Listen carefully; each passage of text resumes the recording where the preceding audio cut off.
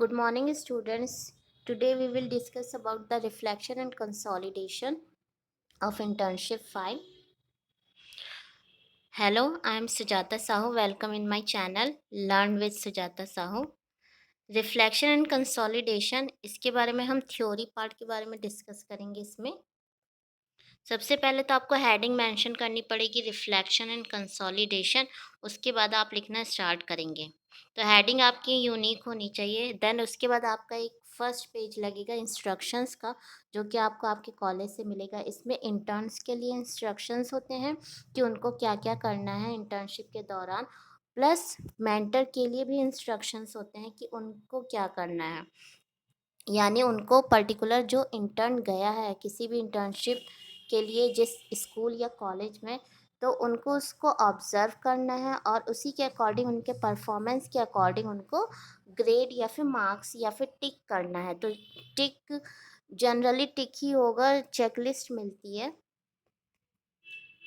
उसके बाद देखिए यहाँ पे सेकंड पेज है, checklist for first week observation. यानी ये मेंटर इसमें टिक करेंगे जैसे जैसे उनको आपकी परफॉर्मेंस में इम्प्रूवमेंट या फिर कुछ ऐसा इम्पॉर्टेंट दिखेगा, तो वो उसी के अकॉर्डिंग, चाहे वो आपके ड्रेस से रिलेटेड हो, चाहे आपकी वॉइस से रिलेटेड हो, चाहे जेस्चर से रिलेटेड हो, वो आपके कॉन्फिडेंस लेवल को, ये अलग अलग हम कह सकते हैं आइटम्स होते हैं, और उन्हीं को देख के वो ऑब्ज़र्व करेंगे आपको और उसी के अकॉर्डिंग आपकी चेक लिस्ट में टिक करेंगे। यहाँ पे देख सकते हैं आप एग्जांपल, ये चेकलिस्ट है जिसमें डिफरेंट आइटम्स लिखे गए हैं, जैसे previous knowledge, establishing rapport and accepting feelings. ये सारे कुछ पॉइंट्स हैं। मेंटर जो होगा वो आपको स्कूल में जैसे प्रिंसिपल मैम या फिर सर होंगे, उसके बाद एक ऐसे टीचर होंगे जो आपको रेगुलरली ऑब्जर्व करेंगे, तो वो आपके मेंटर कहलाएंगे।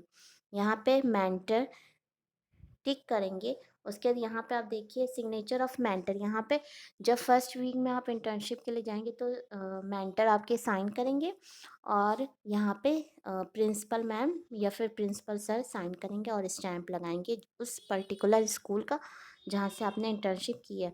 अब ये थर्ड ये पेपर है, ये लास्ट वीक ऑब्जर्वेशन का है। इसमें अब आपकी परफॉर्मेंस में वो ये देखेंगे कि जब आप फर्स्ट वीक में आए थे इंटर्नशिप के स्टार्टिंग में, तब आपकी परफॉर्मेंस कैसी थी, and then last week of internship तब आपकी परफॉर्मेंस कैसी थी, उसी के अकॉर्डिंग वो टिक करेंगे। तो जैसे ये होता है कि काफ़ी बच्चों में इम्प्रूवमेंट आता है, तो फिर उसी के अकॉर्डिंग वेरी गुड और एक्सीलेंट में उनका परफॉर्मेंस जाता है। ये सेम वैसा ही है जैसे चेकलिस्ट फर्स्ट था। यहाँ पे भी मेंटर के साइन एंड प्रिंसिपल के साइन होंगे, प्लस उनके स्कूल का स्टैम्प होगा। Now come to meaning and concept of the reflection and consolidation of internship. सबसे पहले आपको मीनिंग एंड कॉन्सेप्ट लिखना है। मीनिंग कॉन्सेप्ट आपको बुक में भी मिल सकता है और गूगल पे भी आप सर्च कर सकते हो। यहाँ पे मैंने बुक से नोट डाउन किया है। राइटिंग आपकी नीट एंड क्लीन होनी चाहिए। Heading should also be neat and clean and attractive. उसके बाद यहाँ पे देखिए इंट्रोडक्शन ऑफ इंटर्नशिप। इंटर्नशिप होती क्या है, इसके क्या बेनिफिट्स हैं, ये आपको यहाँ पे मेंशन करना है। Next one is introduction of intern. Introduction of intern, इसमें आपको अपने बारे में लिखना है, यानी आप किस स्कूल से या फिर किस कॉलेज के स्टूडेंट हैं, आप कौन सा कोर्स कर रहे हैं, आपको इंटर्नशिप की ज़रूरत क्यों पड़ी, और आप कहाँ से बिलोंग करते हैं, ये सब आपको मेंशन करना पड़ेगा। आपको जिस इंटर्नशिप वाले स्कूल में आपको मिला है इंटर्नशिप करने का मौका, वहाँ के प्रिंसिपल कौन है, आप मेंटर कौन है, सब आपको मेंशन करना पड़ेगा। प्लस आपने कौन से सब्जेक्ट लिए हैं, आपको कौन से सब्जेक्ट पढ़ाने हैं, ये सब आपको मेंशन करना पड़ेगा। प्लस आपको थोड़ा सा अपना एक्सपीरियंस, अपनी नॉलेज या फिर इंटर्नशिप से रिलेटेड कुछ आपको पॉइंट्स या फिर आप क्या समझते हो, ये भी आप लिख सकते हो। यहाँ पे इंट्रोडक्शन ऑफ मेंटर है। मेंटर के बारे में बताना है, जैसे कि उनका नाम, प्लस वो किस स्कूल से रिलेटेड है, किस कॉलेज में वो एज अ टीचर टीचिंग कर रही हैं कि कोई और ऑफिशियल वर्क कर रही हैं। तो यहाँ पे उनकी क्वालिफ़िकेशन आप बता सकती हैं, उनका डेज़िग्नेशन बता सकती हैं, ऑक्यूपेशन बता सकती हैं, और उनके थोड़ा-सा उनका नेचर ये भी आप डिस्क्राइब कर सकते हैं, ठीक? तो यहाँ मेनली मेंटर के ऊपर फ़ोकस किया जाएगा। Then objectives of internship, internship के क्या उद्देश्य है, क्यों रखा जाता है इंटर्नशिप हमारे बीएड या फिर बीटीसी के कोर्स में, ये आपको लिखना है। उसके बाद है next heading, needs and importance of internship in education. अब शिक्षा के क्षेत्र में हमें इंटर्नशिप की ज़रूरत और उसकी आवश्यकता क्यों पड़ी, तो ये यहाँ पे आपको मेंशन करना पड़ेगा। मैंने इसे बुक से नोट डाउन किया है, प्लस जैसे मान लीजिए आपको कोई टॉपिक नहीं समझ में आ रहा है, तो अगर आपको हेडिंग पता है तो आप उसे खुद से अपने वर्ड्स में भी लिख सकते हैं। कुछ हेडिंग्स मुझे नहीं मिल रही थी तो मैंने उसे खुद से नोट डाउन किया और खुद लिखा है। एक्सपीरियंस गेन ड्यूरिंग इंटर्नशिप, अब यहाँ पे आपको एक्सपीरियंस अपने शेयर करने हैं कि आप पहले कैसे स्टूडेंट थे और आफ्टर इंटर्नशिप आपके अंदर क्या क्या चेंजेस आए, क्या क्या एक्सपीरियंस है, पॉजिटिव एक्सपीरियंस है, नेगेटिव एक्सपीरियंस है, कैसे एक्सपीरियंस रहे आपके, तो ये सब आपको यहाँ पे नोट डाउन करना है। ज़्यादातर हम लोग तारीफ़ें ही लिखते हैं, बुराइयाँ तो नहीं लिखी जाती हैं। उसके बाद जैसे यहाँ पे मैंने लिखा है कि इंटर्नशिप के दौरान जो मेरी स्किल्स थी या फिर कॉन्फिडेंस लेवल था या फिर मेरी वॉइस थी या मेरा ड्रेसिंग सेंस था, वो काफ़ी इम्प्रूव हुआ था। पहले मैं इतनी कॉन्फिडेंट नहीं फ़ील करती थी, बट इंटर्नशिप के दौरान जैसे हम रियल एनवायरनमेंट में बच्चों को पढ़ाते हैं और स्टूडेंट से कनेक्ट होते हैं, तो हमें कई चीज़ें हम हमारे अंदर चेंजेस होते रहते हैं, तो यही सारे एक्सपीरियंस आपको लिखने हैं।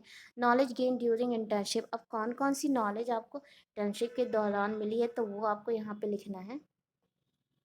Corporation of school and principal and staff and coordination, यहाँ पे आपको ये बताना है कि जो जिस इंटर्नशिप के लिए आप गए थे जिस स्कूल में, वहाँ के प्रिंसिपल और स्टाफ का कैसा रोल था, कैसे वो थे, कोऑपरेट करते थे कि नहीं करते थे, तो ये सब आपको मेंशन करना है। वैसे मैं तो जहाँ गई थी वहाँ की प्रिंसिपल मैम काफ़ी अच्छी थी, मेंटर भी बहुत अच्छी थी, प्लस स्टाफ वहाँ का जो टीचिंग स्टाफ था वो भी काफ़ी सपोर्टिव था। तो ओवरऑल तो बहुत अच्छा एक्सपीरियंस था मेरा। नेक्स्ट हेडिंग है इफ़ेक्ट्स ऑफ इंटर्नशिप। अब इस इंटर्नशिप से क्या क्या इफ़ेक्ट्स हो सकते हैं ये आपको मेंशन करना है। Then recommendation to future intern, अब ये जो इंटर्नशिप का प्रोग्राम है वो आप फ्यूचर जो इंटर्न आएंगे उनके लिए आप क्या रिकमेंडेशंस टू फ्यूचर इंटर्न्स, इसमें आपको ये लिखना है कि आ, अब आपका तो बीएड फाइनल हो गया, इंटर्नशिप हो गया, आफ्टर दैट आप थ्योरी पेपर दोगे और आपका बीएड कंप्लीट होगा। तो जो फ्यूचर इंटर्न आएंगे आप उनको क्या रेकमेंड करना चाहते हो, आप अपने एक्सपीरियंस उनसे शेयर करना चाहते हो, आप अपनी नॉलेज शेयर करना चाहते हो, आप क्या कर रिकमेंड करना चाहते हो कि बच्चों को इंटर्नशिप करनी चाहिए कि नहीं करनी चाहिए, और अगर करनी चाहिए तो उसकी क्या क्या बेनिफिट्स हैं, और यही सब आपको लिखना है इस हेडिंग में।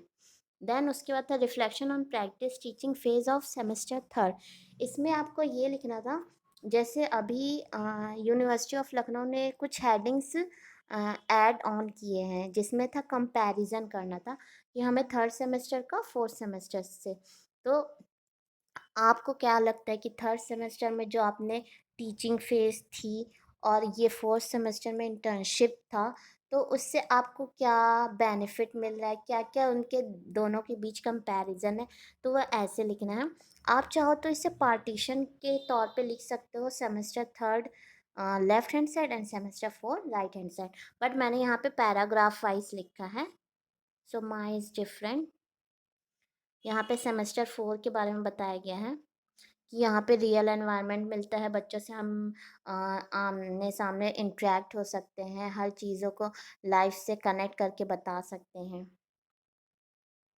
उसके बाद था मेजर्स टेकन ड्यूरिंग कोविड-19, जैसा कि आप लोग सब लोग जानते हैं कि पूरे वर्ल्ड में अभी कोविड का बहुत कहर मचा हुआ है, आतंक मचा हुआ है, तो कुछ स्कूल्स वो तो लॉकडाउन हो गया था, लेकिन कुछ स्कूल्स क्या-क्या मेजर्स लिए थे, उन लोगों ने क्या-क्या सावधानी बरती थी ड्यूरिंग द लॉकडाउन पीरियड, वो आपको यहाँ पे मेंशन करना है। जैसे मेरे यहाँ लॉकडाउन हो गया था 14 ऑफ मार्च को, लेकिन जो हमारे यहाँ की प्रिंसिपल थी उन्होंने कहा था कि ऑनलाइन क्लासेस होंगी, प्लस जो टीचिंग स्टाफ था, रिजल्ट काफ़ी बच्चों के रुके हुए थे, तो जो टीचिंग स्टाफ था वो उन्हें डेज़ के अकॉर्डिंग बुलाती थी। जैसे मंडे को 2 टीचरों को बुलाया और उसके बाद ट्यूसडे को अनदर टीचर को बुलाया। फिर वेडनेसडे को 10th क्लास और 9th क्लास के टीचर्स को बुलाया गया था। ऐसे-ऐसे अलग-अलग दिन अलग-अलग टीचर्स को बुलाया जाता था। प्लस वो ऑनलाइन हम लोग को मास्क यूज़ करना, हैंड सैनिटाइज़र यूज़ करना, प्लस हाइजीन कितना इम्पोर्टेंट है, ये सब वो बताती थी। तो यही सारे स्कूल्स जो मेजर्स लिए हैं उस टाइम पे लॉकडाउन पीरियड के दौरान, क्या-क्या उन्होंने सावधानियाँ बरती हैं, क्या-क्या उन्होंने इम्पोर्टेंट स्टेप्स उठाए हैं, ये सब आपको इस हेडिंग के अंदर मेंशन करना है। देन उसके बाद है कंक्लूज़न। इंटर्नशिप जो आपने फ़ाइल बनाई है या फिर ये जो आपकी इंटर्नशिप चली है, इसमें आपके अंदर जो-जो चेंजेस आए हैं, तो उनका कंक्लूज़न आपको लिखना है ओवरऑल। कंक्लूज़न हमेशा पॉज़िटिव होना चाहिए, आपको नेगेटिव कोई भी चीज़ नहीं लिखनी है। Then educational implication. Education implication, इसका शिक्षा में क्या महत्व है, क्या रोल है इस इंटर्नशिप का, तो हम ये लिख सकते हैं। जैसे मैंने लिखा था कि it provides real world experience to the intern. सही बात है कि ये हमें रियल वर्ल्ड एक्सपीरियंस दिलाता है और हमारे स्किल्स को डेवलप करता है, हमारे अंदर सेल्फ कॉन्फिडेंस डेवलप करता है। तो ये सारी बातें आप लिख सकते हो। Then suggestion. अब सजेशन किन के लिए? For teachers and for students. तो ये आप पे डिपेंड करता है कि आप कितने ब्यूटीफुली तरीके से आप लिख सकते हो। Then references. रेफरेंसेस में आप, अगर आपने बुक से हेल्प ली है, मटेरियल आपने बुक से लिखा है, तो आप बुक का नाम प्लस राइटर का नाम लिखेंगे। देन पब्लिकेशन, और अगर आपने किसी वेबसाइट से लिया है तो वेबसाइट का नाम लिखेंगे। उसके बाद जब आपकी पूरी फाइल ख़त्म हो जाती है तो लास्ट में पेज हम ऐड करते हैं अपेंडिक्स का। अपेंडिक्स हेडिंग डाली। उसके बाद इस पूरी फाइल में जो रिपोर्ट राइटिंग की फ़ाइल थी, रिफ्लेक्शन की फ़ाइल थी, इसमें मैंने जो चैप्टर्स पढ़ाए थे तो मैंने कुछ रियल ऑब्जेक्ट्स प्लस कुछ चार्ट्स पेपर प्लस जैसे मॉडल्स का यूज़ किया था। तो हम क्या करेंगे कि अब हम पूरा चार्ट, तो ऐसा तो पॉसिबल नहीं है कि आप पूरा चार्ट या फिर उनको शो करें, नहीं, हम मिनिएचर लगाते हैं कि हमने ये चीज़ पढ़ाया था बच्चों को। जैसे मैंने मिरर, मैं रियल ऑब्जेक्ट लेके गई थी, अब मैं क्या रियल ऑब्जेक्ट मिरर क्या अपनी फ़ाइल के साथ थोड़ी ना लगाऊंगी, तो हम क्या करेंगे, मिनिएचर लगाते हैं जिसमें डायग्राम्स बनाते हैं। जैसे ये मिरर, और ये जब मैं एयर चैप्टर पढ़ाई थी तो मैं बलून लेके गई थी। तो इसमें ये शो हो रहा था कि एक बलून जैसे अगर फटा हुआ है तो उसमें एयर नहीं है, और एक बलून जो फूला हुआ है उसमें एयर प्रेजेंट है। तो ये एयर चैप्टर में। देन मैंने मैग्नेट चैप्टर में मैग्नेट का यूज़ किया था, तो मैंने उसका मिनिएचर लगाया। प्लस मैंने लाइट वाली चैप्टर में चार्ट का यूज़ किया था, तो मैंने ये बच्चों को समझाया था रेगुलर रिफ्लेक्शन क्या होता है, इरेगुलर रिफ्लेक्शन ऑफ लाइट क्या होता है। देन मैं कैंडल का यूज़ की थी, उसके अंदर मैंने प्लांट्स का भी यूज़ किया था, और क्या कहते हैं, लाइट चैप्टर में टॉर्च का भी यूज़ किया था। तो ये आप डिफरेंट डिफरेंट मिनिएचर लगा सकते हैं। इसी के साथ ये वीडियो ख़त्म होता है। Thank you very much for watching my channel and subscribe my channel. Thank you very much.